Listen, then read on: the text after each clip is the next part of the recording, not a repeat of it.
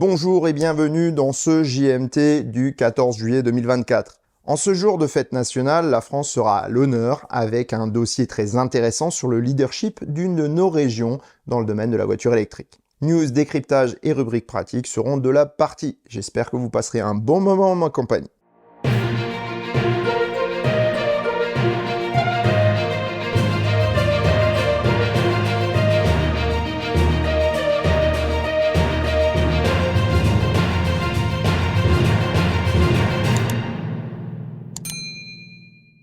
Pour débuter ce troisième JMT, je dois vous passer un message de Philippe, l'un des membres de la communauté du Choucroute Garage. Pour la petite histoire, Philippe s'est entiché d'un Model X Performance sur le site d'un revendeur allemand, Autohaus Zwickau West. Voici l'annonce.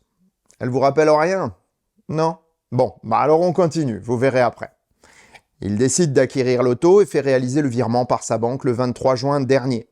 Le lendemain matin, encore tout excité d'avoir une nouvelle voiture, il fait quelques recherches sur internet et découvre avec stupeur que la photo de son auto est en miniature d'une de mes vidéos, celle-ci, et qu'il est victime d'une arnaque. En voyant la voiture qu'il est censé avoir achetée dans ma vidéo, il prend peur et me contacte. Après un rapide échange, deux actions sont engagées. Premièrement, le dépôt d'une plainte en gendarmerie et deuxièmement, un recours auprès de la banque de Philippe pour bloquer le virement. Mais c'est le week-end. Et donc le virement est déjà effectué le mardi suivant lorsque la banque réagit. Mais il reste une possibilité, faire ce que l'on appelle un recall. La banque française demande un retour des fonds sur la foi de la plainte et du dossier de Philippe. Si cela ne provoque pas immédiatement le retour des fonds sur son compte, cela a au moins empêché l'arnaqueur de percevoir l'argent, qui est pour le moment placé sous séquestre. Ce dernier s'en est d'ailleurs plaint auprès de Philippe le 29 juin. L'affaire en est là pour le moment. Et le message de Philippe est le suivant. Si vous avez été victime de monsieur Daniel Mazur ou de Autohaus Zwickau West, il est prêt à vous donner ses coordonnées et vous mettre en relation avec les autorités en charge de son affaire. Plus il y aura de cas à opposer à ce monsieur, plus les chances d'aboutir à un résultat sont grandes. En ce qui me concerne, je ne peux que vous conseiller de visionner ma vidéo ou de la revoir si vous l'avez déjà vue avant d'acheter une auto à distance. Et de prendre votre temps pour bien faire les recherches qui vous sauveront peut-être d'un arnaqueur. Et maintenant, place au journal. Pour ce premier sujet du jour, nous allons parler de la voiture la plus vendue au monde, la Tesla Model Y. Vieillissante d'un point de vue stylistique, elle pourrait bien se voir refondue, peut-être même plus tôt que prévu malgré les annonces d'Elon Musk. Ça y est, le coup d'envoi de la saison de chasse des prototypes de Model Y Juniper, version restylée du SUV vedette de Tesla, est donné. Le 7 juillet dernier, le compte Janai Jack sur Reddit publiait la première photo d'un prototype camouflé à Pasadena en Californie. Il est compliqué de dire quoi que ce soit sur la base de cette seule photo, mais il est tout de même possible de faire quelques hypothèses et d'en sortir quelques indices. D'un point de vue technique, comme l'ancienne Model 3, le SUV de la marque OT est souvent décrié question confort. Si la nouvelle mouture de la berline s'est vue grandement améliorée sur ce point, le Model Y devrait prendre le même chemin, mais peut-être avec une autre amélioration. En effet, la Model 3 s'est vue dotée d'amortisseurs plus souples sans changer la vivacité de l'auto pour ses versions normales, et de combinés pilotés pour la version performance. Tout cela a été fait sur la base de ressorts mécaniques classiques. Le Model Y étant un SUV, abaisser sa garde au sol serait préjudiciable à un usage polyvalent. Par le passé, l'analyse du code source des Model Y avait révélé l'intégration de bouts de programme liés à une suspension pneumatique. Si ce système ne devrait pas être présent sur tous les modèles, il y a toutefois une possibilité de le voir intégré à certaines versions spécifiques. Pour le reste de la mécanique, on devrait retrouver les améliorations de la Model 3, avec peut-être un petit truc en plus. En effet, LG a annoncé le démarrage de la production de ses cellules 4680. Il est donc possible de voir les long range et performances passer sur ce nouveau format de cellules, et donc à une architecture avec batterie porteuse et gigacasting avant et arrière. L'arrivée de nouvelles presses à injecter Hydra à Austin semble aller dans ce sens d'ailleurs. D'un point de vue stylistique, les changements devraient se calquer sur la Model 3 avec de nouveaux feux avant et arrière, un intérieur revu et une disparition des commodos autour du volant. Tout ceci est prévisible, mais ce qui est intéressant dans la photo que nous voyons là est qu'elle a été prise aux États-Unis. La majorité des fuites concernant la Model 3 étaient intervenues en Chine ou en Europe avant la patrie du constructeur. Est-ce à dire que le restyling sera tout d'abord réservé à l'Amérique du Nord, sachant que la Chine a déjà eu droit à une version améliorée et que l'Europe attend toujours? Cela ouvre le champ à pas mal de possibilités. Pour ma part, je pense que Berlin et Austin seront les premières usines à recevoir ces nouveaux modèles, car elles sont les seules à produire des versions à 2 Go casting. Elles ont donc l'expérience de cette fabrication et seront plus vite opérationnelles que Fremont ou Shanghai, qui devraient suivre très rapidement toutefois. Reste que la pêche aux informations devrait battre son plein dans les prochains mois et nous suivrons cela avec un grand intérêt. Tesla est aujourd'hui talonné par le chinois BYD et celui-ci compte bien épingler le constructeur américain à son tableau de chasse. Et cela passera par un contournement des nouvelles taxes américaines et européennes avec de nouvelles usines. C'est officiel, BYD installe une nouvelle usine aux portes de l'Europe. Alors que Bruno Le Maire avait lancé un appel du pied aux constructeurs chinois pour qu'ils s'installent dans l'Hexagone, et que les autorités italiennes leur faisaient de l'œil, le premier constructeur chinois de voitures électriques a préféré s'implanter aux frontières de l'Europe.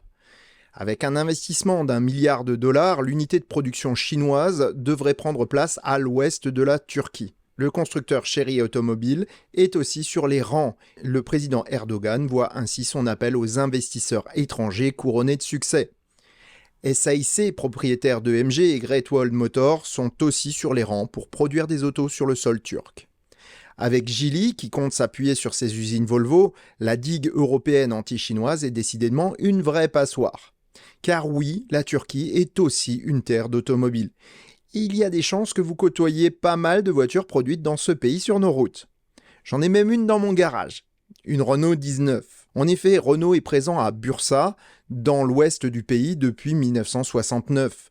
Après avoir produit des Renault 12, Mégane et autres produits de la marque aux losanges, les capacités de production de l'usine sont actuellement consacrées à la Clio. 75% de la production est importée en Europe, et bien entendu en France, où ce modèle remporte un grand succès. Entre le Maroc et la Turquie, ce sont la majorité des autos de ce modèle qui sont produites hors de France. Grâce à la proximité de la Turquie et au trafic maritime intense établi entre Toulon et Pendik, il ne faut que 72 heures pour convoyer les voitures vers la France après leur production. Du point de vue de l'empreinte carbone, l'Union européenne aura du mal à pénaliser le chinois sans mettre des bâtons dans les roues du constructeur français. De plus, BYD s'est également implanté en Thaïlande, contournant ainsi les barrières douanières. Composants et assemblages des autos produites dans ces 2 nouvelles unités n'entreront plus dans les calculs des droits de douane européens et la compétitivité de BYD devrait en être boostée. Dernière minute sur le sujet, le 9 juillet dernier, BYD a en outre annoncé 3 nouvelles implantations industrielles au Brésil, au Mexique, mais aussi en Hongrie. Amérique et Europe sont désormais les vecteurs de croissance du constructeur chinois qui ne compte pas s'en laisser compter par les gouvernements occidentaux. Autre constructeur chinois à entrer sur le territoire cette année, XPeng change de stratégie pour son logiciel de conduite autonome. Simplifiant drastiquement son architecture de capteurs, le chinois compte bien refaire son retard sur Tesla. Si la start-up chinoise XPeng, désormais en affaires avec Volkswagen, se porte plutôt bien après des mois de flottement financier, elle n'oublie pas d'aller de l'avant. À l'instar de Tesla, son programme de conduite autonome est une des avancées stratégiques de son développement selon sa direction. C'est le 9 juillet 2024 que le site CNEV Post révèle des indiscrétions de la part d'un personnel de la marque au sujet des évolutions qui devraient apparaître sur la nouvelle berline haut de gamme du constructeur, désormais connue sous le nom de P7+. Alors que la majorité des constructeurs parient sur le lidar pour améliorer les perceptions des systèmes de conduite autonome, Tesla semblait faire cavalier seul avec son système Vision uniquement basé sur les images des caméras. Ce n'est désormais plus le cas puisque le chinois compte bien suivre la même voie avec sa nouvelle berline qui devrait être commercialisée au 4e trimestre de cette année. Voyons ce qui pourrait avoir conduit XPeng à prendre une telle décision. Premièrement, He Xiaopeng, le patron de l'entreprise, désolé pour la prononciation, ne semble pas être grand fan du lidar. Lors de sa visite en Californie, il a pu conduire une Tesla équipée de FSD avec le système Vision et s'est dit, je cite, extrêmement impressionné. Est-ce que cette visite a influencé le changement stratégique du chinois ? C'est possible, mais c'était déjà engagé avant. En effet, d'après la source anonyme, les lidars présents dans la suite matérielle du système de conduite autonome chinois ne servent qu'à gérer des obstacles statiques, compliqués à appréhender avec les autres capteurs et caméras. Voyons pourquoi. Un lidar, c'est avant tout un capteur basé sur la lumière et la technologie laser. Tout comme un radar se base sur les ondes radio et un sonar sur les ondes sonores, le lidar permet de créer une image à 3 dimensions avec des notions de distance, ce qu'une caméra ne peut pas faire directement. En plaquant une image de caméra sur une représentation 3D par lidar, il est possible de disposer d'une représentation du monde utile à la conduite autonome. Ce n'est pourtant pas si facile que cela, et la représentation obtenue n'est pas complète. En effet, le lidar ne permet pas de traverser la matière, et en particulier les vitres des véhicules, contrairement aux caméras. Là où une image produite par une caméra permet de voir devant un véhicule au travers de ses vitres, le lidar ne le permet pas. De plus, pluie et neige bloquent totalement la vision du lidar, ce qui rend cette technologie compliquée à utiliser par mauvaise météo. Grâce au progrès de l'analyse informatique d'images et à l'augmentation des puissances de calcul embarquées dans les autos, le lidar perd de son intérêt, et sa suppression est donc en droite ligne des progrès techniques. Cette suppression a également un effet bénéfique sur les coûts de production d'une auto, et XPeng ne rechigne pas à pousser son avantage concurrentiel en termes de prix grâce à de telles économies. Le chinois estime à 25% la réduction des coûts de la technologie sur sa nouvelle berline, et la suppression des lidars devrait en être une part non négligeable. Il semblerait que le système vision de Tesla, après avoir été décrié, devienne un standard dans l'industrie, comme l'ont été les architectures générales de ces autos, les gigacastings et bien d'autres innovations portées par la marque d'Elon Musk. Décidément, si le patron de XPeng est totalement conquis par le système FSD Tesla, ce n'est pas le cas d'un influenceur américain qui a rencontré une sacrée déconvenue, et qui, même s'il reconnaît sa part de responsabilité, démontre que le système de conduite autonome Tesla est loin d'être aussi abouti que veut bien le dire Elon Musk. Les versions du système Full Safe Driving de Tesla défilent en ce moment, et Elon Musk n'est pas le dernier à en vanter les mérites. Toutefois, une ombre sur les démonstrations des dernières versions du logiciel semble indiquer que les performances présentées ces derniers mois ne sont pas aussi extraordinaires qu'il y paraît. C'est le site Electrek qui dévoile une possible ombre au tableau si bien dépeint par le fantasque patron de Tesla, mais aussi par des influenceurs fanboys américains. En effet, le site américain annonce avoir été informé par une personne interne au programme d'une possible triche sur les performances réalisées par le FSD en Californie. Afin d'obtenir des résultats impressionnants, les équipes de Tesla auraient optimisé certains itinéraires pour que le FSD s'y comporte mieux que la normale. En l'occurrence, ce sont les trajets empruntés par le patron lui-même, mais aussi les zones dans lesquelles les plus connus des influenceurs californiens pro-Tesla réalisent leurs vidéos. De nombreux utilisateurs lambda ont également pointé le fait que leur expérience du système ne reflète pas la réussite affichée par ces derniers. J'en veux pour preuve la mésaventure de Drew, créateur de la chaîne Tylosive EV, que je suis depuis quelques mois pour ses contenus sur Aptera. Le 7 juillet dernier, il poste sur X une série d'images assez troublantes d'un accident qu'il a eu avec sa Model 3 en utilisant le FSD. La voiture a imperceptiblement dévié alors qu'elle circulait sur une route secondaire dépourvue de marquage au sol. La roue avant droite est entrée dans un nid de poule, provoquant la destruction de la jante et du pneu. Drew précise qu'il estime être responsable à 2 titres.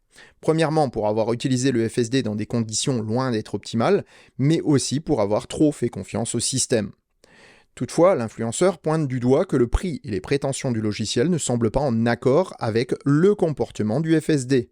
A-t-on affaire à une fraude manifeste ? Elon Musk a-t-il donné l'ordre de rendre le FSD meilleur pour les influenceurs ou pour sa propre personne que pour les autres clients ? C'est peu probable, mais la personnalité du patron de Tesla n'est sûrement pas étrangère au phénomène. Revenons un peu en arrière au premier temps de l'autopilote sur la Model S. À l'époque, Elon Musk se plaignait du comportement de sa voiture dans un croisement en virage à chaque fois qu'il se rendait à l'usine de Fremont à bord de sa voiture personnelle. L'autopilote 1 de l'époque ne parvenait pas à gérer cet endroit en raison de bandes blanches partiellement effacées, mais aussi de marquages parasites liés à des travaux. À chaque fois, il ne manquait pas de se rendre chez les concepteurs du programme pour essayer de résoudre le problème. Et connaissant l'oiseau, il devait pas être très sympathique à ce moment-là. Après de longues semaines de relations conflictuelles, l'un des directeurs de Tesla a pris contact avec les autorités afin de faire refaire le marquage. Chose qui fut faite. Après réparation, la voiture de Musk a parfaitement négocié cette portion, faisant pousser un ouf de soulagement aux équipes chargées de l'autopilote. On le voit, la ténacité et parfois la hargne de Musk à obtenir des résultats peut être un aiguillon positif pour faire avancer la technologie. Mais d'un autre côté, cela débouche sur des petits arrangements avec la réalité pour ses équipes afin d'éviter son courroux. C'est d'autant plus embêtant que nous sommes dans une phase extrêmement délicate du développement des systèmes de conduite autonome. Lorsque Tesla a développé l'autopilote 1, le conducteur savait parfaitement ce que le système pouvait faire. Maintien de voie, régulateur adaptatif et changement de voie automatique étaient des systèmes certes à action automatisée, mais sous un contrôle étroit du conducteur. Lors des dépassements par exemple, les contrôles d'angle mort ou de rétroviseur étaient de rigueur puisque la voiture ne le faisait pas à votre place. On était donc totalement aux commandes, même si c'est la voiture qui tournait le volant ou gérait l'accélérateur. Le gros avantage à cette époque était que la voiture faisait exactement ce qu'on demandait. Et à part dans des conditions très dégradées, comme par temps de neige, eh bien, tout fonctionnait bien sous autopilote. J'avoue que je regrette ces temps bénis qui étaient le fonctionnement que je préférais sur l'autopilote de ma Model S. Ensuite, Tesla a intégré, et je devrais dire imposé, des évolutions qui ont réalisé de plus en plus de fonctions auparavant dévolues au conducteur. Contrôle d'angle mort, navigation par autopilote et autres gestions du trafic ont ajouté des fonctionnalités, mais aussi requis des conditions supplémentaires au fonctionnement du système. Cela induit également des comportements non voulus, comme les freinages fantômes ou des écarts un peu flippants sur des sorties d'autoroute par exemple. De plus, le conducteur est de moins en moins en prise directe avec le comportement de sa voiture et se voit déchargé de tâches qui étaient nécessaires auparavant. C'est ainsi qu'en prenant la main sur l'humain, le système a commencé à le supplanter, tout en induisant une perte progressive d'attention de celui-ci. Plus le système progresse, plus l'humain délègue son contrôle, et à ce jour, le système est globalement très performant, mais pas encore capable de fonctionner correctement en toutes circonstances. On n'est pas encore au niveau où on peut se passer de volant ou de pédale, mais tout de même assez assisté pour croire qu'on n'a plus rien à faire. Or, le cerveau n'aime pas le vide, et si la conduite ne requiert plus autant d'attention, eh bien il va divaguer et s'atteler à d'autres tâches. Et là, c'est précisément ce qui est arrivé à Drew. La situation réclamait une intervention de sa part, mais le temps de remobiliser ses capacités cognitives, le mal était fait. Il n'y a eu que des dégâts matériels mineurs, mais on peut craindre que, dans des cas extrêmement rares, les conséquences soient funestes. En tout état de cause, l'utilisation des aides à la conduite doit toujours être faite avec conscience de ses limitations. À titre personnel, depuis les dernières mises à jour, je n'utilise plus l'autopilote aussi souvent qu'avant, car le décalage entre mes actions de conduite et le comportement effectif me gêne. Si je pouvais revenir à une version moins assistée, j'en serais heureux avec par exemple juste une alerte d'angle mort, mais plus une limitation sur le système de changement de voie automatique. Si déjà je suis responsable de la conduite de mon véhicule, je veux aussi en avoir le contrôle le plus total. En tout cas, à suivre avec la présentation du Cybercab le 8 août prochain. Je vous l'avais promis la semaine dernière, voici un petit dossier spécial 14 juillet. En France, la transition énergétique est en route et de nombreuses initiatives sont sur le point de se concrétiser. Même si l'effort est national, c'est dans une région bien précise que se concentre une grande partie des efforts, les Hauts-de-France. Nous sommes le 20 décembre 1990 à Ouani, une bourgade d'un peu plus de 10 000 habitants située entre Lens et Lille.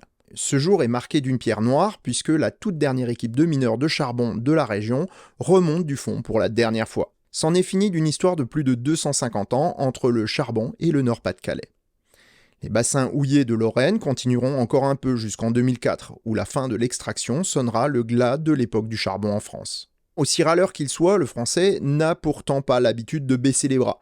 Et si la région ne brille pas par son climat, elle a de beaux joyaux économiques à son actif, comme le Sieur à Dunkerque ou Cristal d'Arc. Dans le domaine automobile, elle est sans conteste la région la plus densément peuplée de l'Hexagone. On peut citer Renault à Douai, Maubeuge et Ruiz, Stellantis à Cévennes-Nord et Valenciennes, Toyota à Valenciennes, mais aussi la Française de Mécanique, Forvia ou Plastic Omnium et bien d'autres équipementiers. Donc s'il est bien un lieu où les investissements en matière de transition énergétique automobile sont présents, eh bien c'est dans cette région qu'il faut chercher.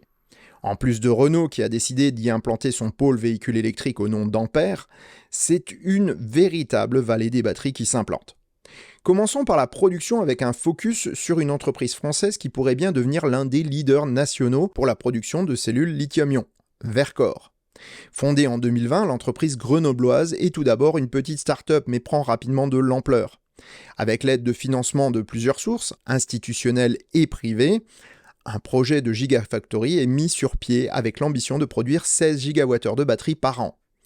Ces cellules haut de gamme seront à chimie nickel, manganèse, cobalt et leur production devrait créer 2000 emplois directs. Le soutien de Renault comme client principal oriente l'implantation de l'usine à Dunkerque, à 1 heure seulement de l'Electricity.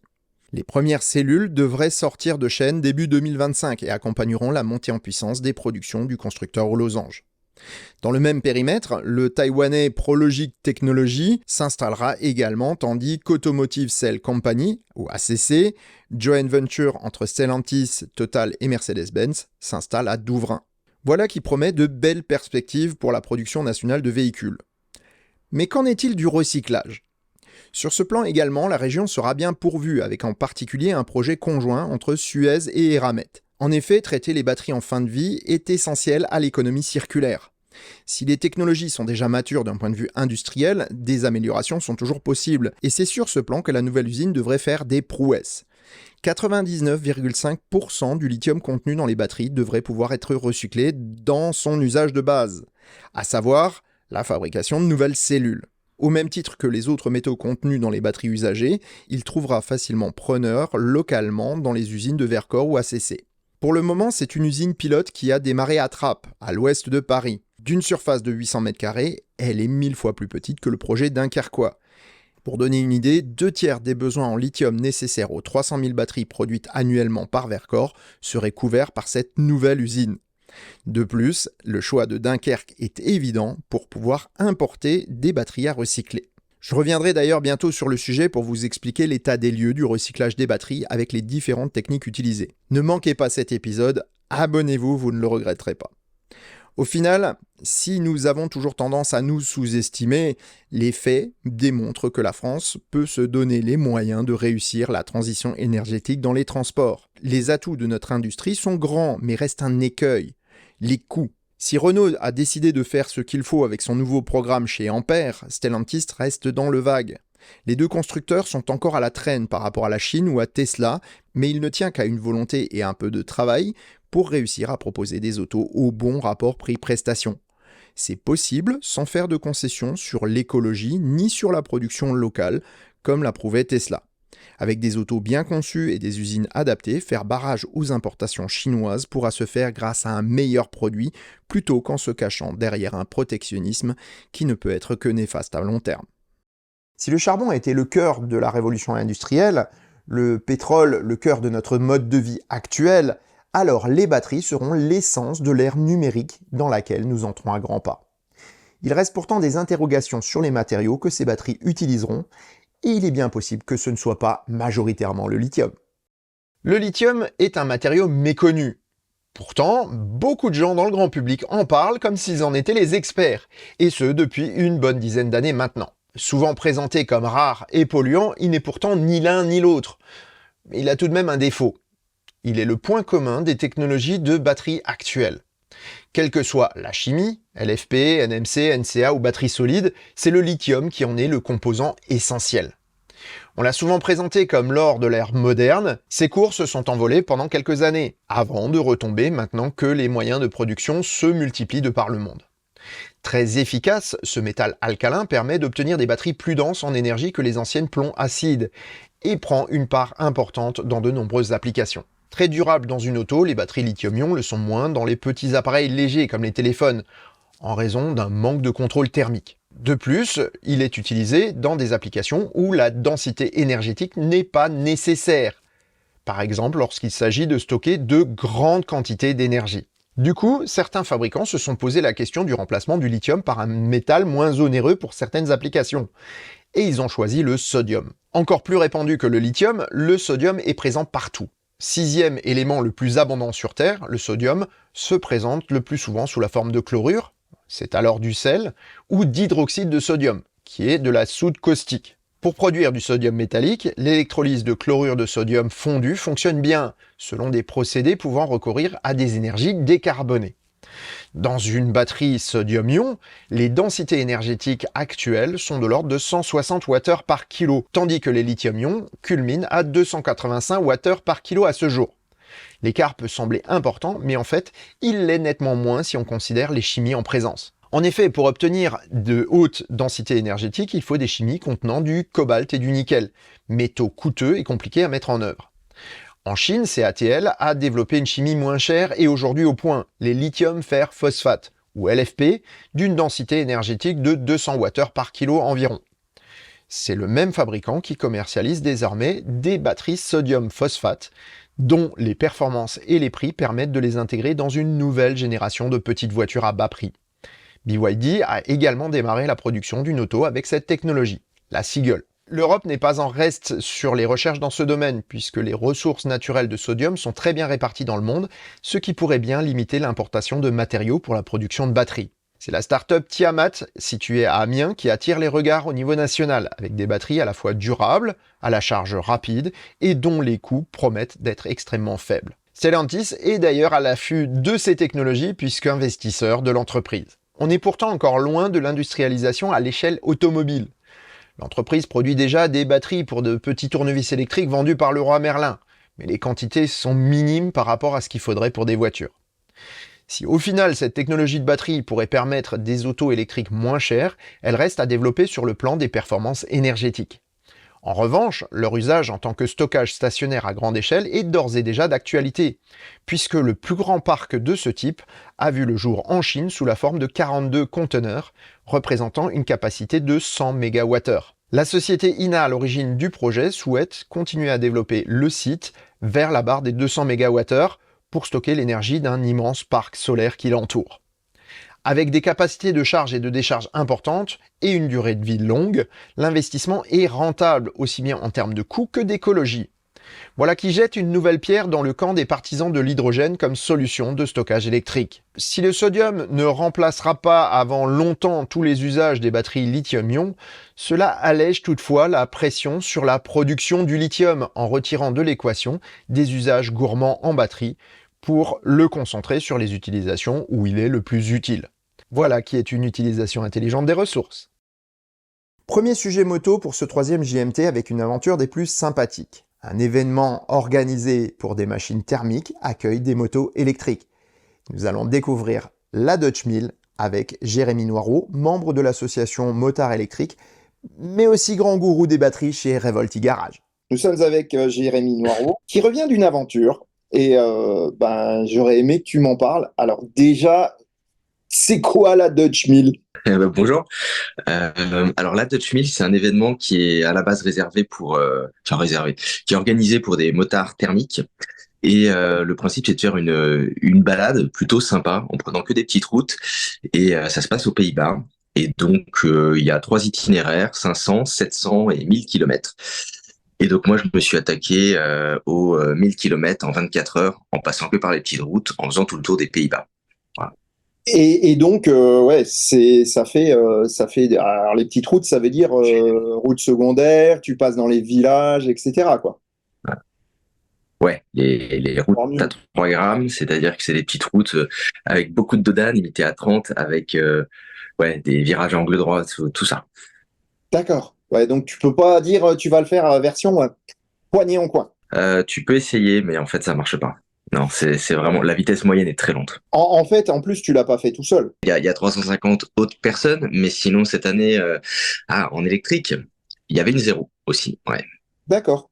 Mais parce que c'est pas la première fois que tu le fais. C'est quoi la troisième? Non, la Dutch Mill, 4e. Quatrième. Waouh. Waouh. Chaque fois avec un véhicule différent. Donc là, cette fois-ci, tu avais une Energica Xperia, et c'était la fois où ça a été le plus simple de faire les 1000 km en 24 heures. À cause de l'autonomie, j'imagine. L'autonomie, la vitesse de recharge, et puis chaque année, il y a de plus en plus de bornes aussi, mais surtout autonomie et vitesse de charge. Et donc, ça, c'était pas ta moto, puisque toi, tu as une Energica Rebel RS. Donc, c'était pas ta moto, et si je ne m'abuse, c'était le concessionnaire de Paris, Tendance Roadster. Tendance Roadster, oui, voilà. C'est une moto de démo, exactement. Donc, Tendance Roadster, c'est là-bas que j'ai acheté leur moto de démo. Donc, la mienne vient là-bas aussi. Alors, par contre, il t'est arrivé une bricole. Raconte-nous un petit peu la petite bricole qui t'est arrivée sur le trajet. Ouais, il s'est passé 2-3 trucs. Alors déjà, le matin, je suis parti, j'ai oublié mes cartes de recharge, ce qui est assez ballot surtout. Voilà, c'est le seul jour où il faut pas les oublier. Bon, ça m'est arrivé. Donc, première borne, je me pointe pour recharger, je me rends compte que j'ai pas mes cartes. Je teste avec 2-3 applications, j'arrive pas à déclencher la borne. Bon, bah, pas grave, je pars à la suivante. J'avais déjà fait 200 km, un petit peu rincé, j'avais envie de m'arrêter, mais bon, pas trop le choix. Donc ça m'a obligé à redéfinir mes points d'arrêt. Bon, après, sur la journée, j'ai dû faire que 5 recharges, donc ça reste quand même quelque chose de raisonnable. Et la deuxième surprise, c'est donc pareil, bah, suite à une charge impossible à déclencher, donc je suis allé à la station suivante, qui était un McDo. Je me suis retrouvé là-bas à 2 heures du matin, donc un McDo bien canté pour la nuit. Et se sont pointés 5 jeunes dans une BID, donc des Allemands, qui étaient partis se balader. Voilà. Donc ils étaient à 2% de batterie et je les ai sauvés pour qu'ils puissent rentrer en Allemagne. Bon, bah, comme quoi, hein, des fois, la solidarité entre électromobilistes, elle est importante, quoi. Ouais, c'était leur première sortie en voiture électrique. J'en profite pour vous montrer quelques images que Jérémy a bien voulu m'envoyer. Et Mhm. donc la Dutch Mill, très sympa.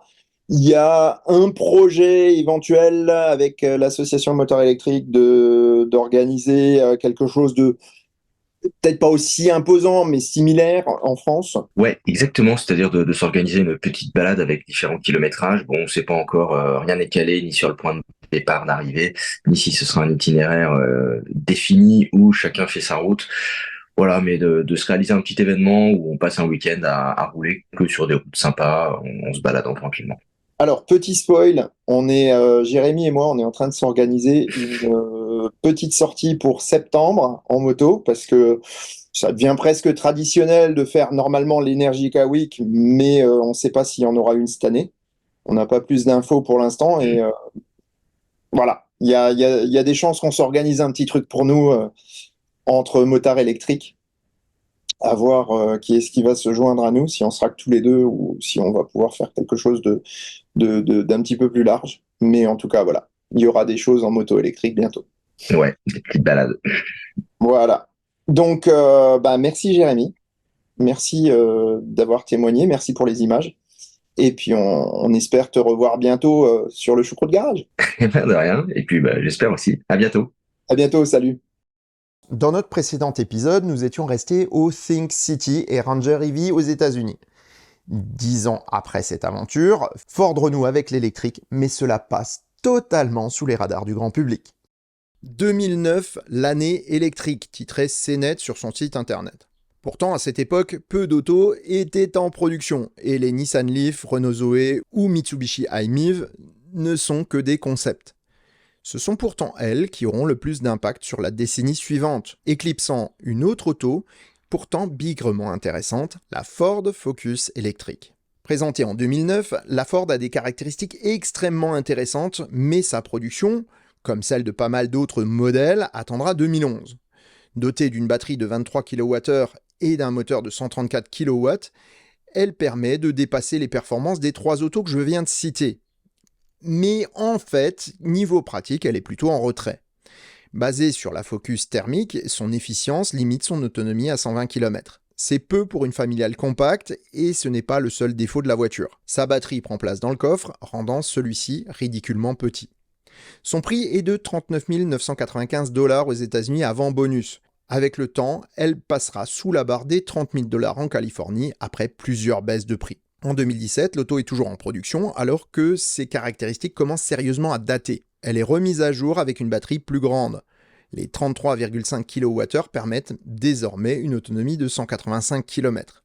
Ce sera pourtant le champ du cygne puisque la production s'arrête en 2018 après 9500 exemplaires construits. Finalement, cette Focus n'était pas une mauvaise voiture et n'a pas eu le succès qu'elle aurait dû mériter.